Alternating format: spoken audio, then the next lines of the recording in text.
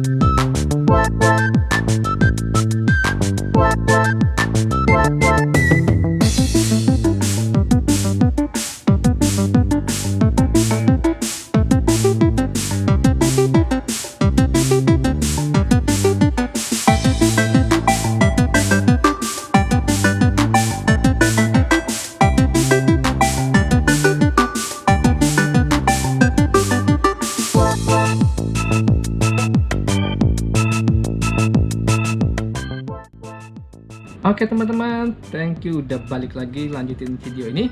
Jadi ini PC-nya udah selesai ya, dan saya benchmark, dan nggak banyak sih benchnya, yang penting-penting aja, dan mudah-mudahan informasi yang saya sajikan ini bisa membantu teman-teman melihat gambaran bagaimana performa dari si Ryzen 5600X dan konfigurasi RAID 0 dari NVMe Gen 3. Oke, langsung kita cek. Kita lihat grafik berikut ya. Nah, di saya langsung aja ngetes pakai Geekbench 5 ya. Kita lihat performa dari single core dulu deh. Di sini di tabel ini teman-teman bisa lihat yang merah itu adalah Ryzen 5 5600X yang saya pakai. Kebetulan kemarin saya mendapat proyek rakitan berturut-turut ya. Jadi ada Core i5 10400 dan juga Core i7 10700. Jadi kita gunakan sebagai data pembanding. Di sini teman-teman bisa lihat tuh. Wah, ini si Ryzen 5600X monster ya untuk performa single core-nya. Jadi kalau gaming dia bisa libas itu pesaing-pesaingnya ya. Jadi mau Core i5, Core i7, bahkan ya Core i9 9900K itu dihajar sama si Ryzen 5 ini. bukan main. Jadi kalau buat gaming udahlah, nggak usah pikir-pikir, ini memang paling jos ya. Tetapi teman-teman juga bisa lihat di situ adiknya ya, si Ryzen 5 3000X juga berada pada angka segitu ya. Saya kemarin tidak sempat menguji ulang ya yang 3600 XT, tapi teman-teman di sini bisa lihat perbandingannya. Kemudian untuk multicore juga teman-teman bisa lihat kinerjanya, dia bisa menghabisi pesaingnya kecuali si 9900K ya, yang tentu saja memiliki multithread lebih banyak ya. Kemudian saya juga sempat tes pada Cinebench A15 ya. Di situ angka single core-nya juga luar biasa ya. Saya mendapatkan di angka 252 ya. Saya lihat di beberapa reviewer lain bisa lebih ya. Walaupun nggak terlalu jauh ya, pasti dia berada di angka kisaran 250-an poin ya. Kemudian juga pada Cinebench R20 teman-teman juga bisa lihat angkanya single core-nya di 597 poin. Untuk Geekbench 5 GPU ya, jadi saya mendapatkan perbandingan pada yang tadi Core i9 9500K itu menggunakan GPU-nya RTX 2080 Ti, itu berada di angka 130 ribuan ya, sedangkan si RX 6800 XT berada di angka 161.000. Wow ya, padahal berada di harga yang di bawahnya gitu ya. Nah, mohon maaf teman-teman, saya kemarin karena ini waktunya terbatas jadi nggak sempat tes buat gaming ya untuk di benchmark. Mungkin nanti ada waktu luang saya coba untuk sempatkan untuk tes gaming ya. Jadi menggunakan Ryzen 5 5600X dengan GPU RX 6800 XT. Mudah-mudahan, karena ini waduh waktunya sangat terbatas dan lagi malas bongkar-bongkar CPU. Oke, sekarang kita lihat angka pengujian saya pada konfigurasi Retinol Dual NVMe Gen 3. Di sini teman-teman bisa lihat angkanya, rate-nya berada di angka 5042, sekian ya. Artinya ekspektasi saya tidak meleset jauh, tapi juga bukan menggembirakan ya, tapi ya ini udah cukup sih.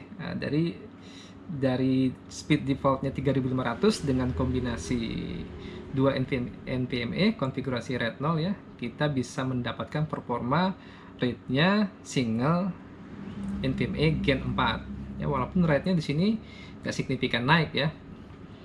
Nah, jadi mungkin ini perlu kombinasi NVMe yang lain ya yang bisa mendekati angka klaim dari Gigabyte tadi.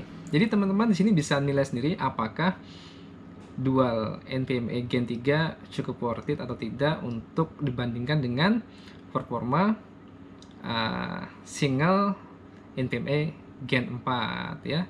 Kalau dari harga saya lihat sih kayaknya masih cukup worth it ya, karena di sini 256x2 artinya 512 ya, dengan budget tidak sampai 2 juta ya, di bawah 2 juta, itu dibandingkan dengan single Gen 4 250 GB yang berada di kisaran angka harga 13 hingga 15. Nah, mungkin di sini kita perlu uji lagi skenario apa yang dalam keseharian ya yang bisa menentukan nih apakah benar-benar worth it pakai untuk saat ini gitu ya, untuk dual NVMe Gen 4 atau single PCI Gen 4.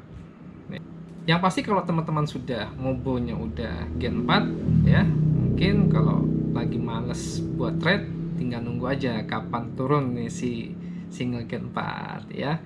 Yang pasti saat ini menurut saya cukup worth it dan saya cukup puas dengan yang saya dapatin ya, karena setelah saya coba PC ini kisaran seminggu gitu ya, performanya cukup gegas ya, walaupun saya sempat pakai untuk game Star Wars gitu ya online, itu loadingnya ada masalah ya. Nah, jadi menurut saya itu dulu video kali ini dengan kesimpulannya tadi, dan juga ini ya, saya sudah akhirnya membuktikan sendiri bahwa ini memang prosesor must have ya kalau kalian punya budgetnya dan ingin mendapatkan performa yang monster di prosesor 6 core 12 thread. Yang menjadi masalah adalah sekarang ini ketersediaannya ya, alias goib. Padahal saya di video sebelumnya saya sudah bikin hashtag nih buat prosesor AMD yang Ryzen ya, hemat tapi hebat. Nah, tetapi sekarang kayaknya nggak valid lagi ya. Karena kenapa? Hebatnya masih ya, tapi hematnya jadi nggak hemat lagi nih karena harganya udah naik drastis. Ini harganya yang tadinya 499 sekian ya, sekarang udah 6 juta saya cek terakhir. Walaupun ya reported juga dari performanya ya. Jadi hemat nggak hemat lagi. Hemat tapi hebatnya jadi nggak begitu valid lagi ya. Jadi sudah nggak hemat, barangnya goib. Waduh, ini tentu saja menjadi masalah. Harapan saya mudah-mudahan AMD bisa mengenjot produksinya. Yang saya dengar kerja sama tidak cuma sama TSMC tapi juga sama Samsung. Mudah-mudahan bisa menggenjot ketersediaan produk-produk lini Ryzen ya. Oke, itu dulu dari saya. Mudah-mudahan video ini bermanfaat. Kita jumpa lagi di video selanjutnya. Yuk, salam.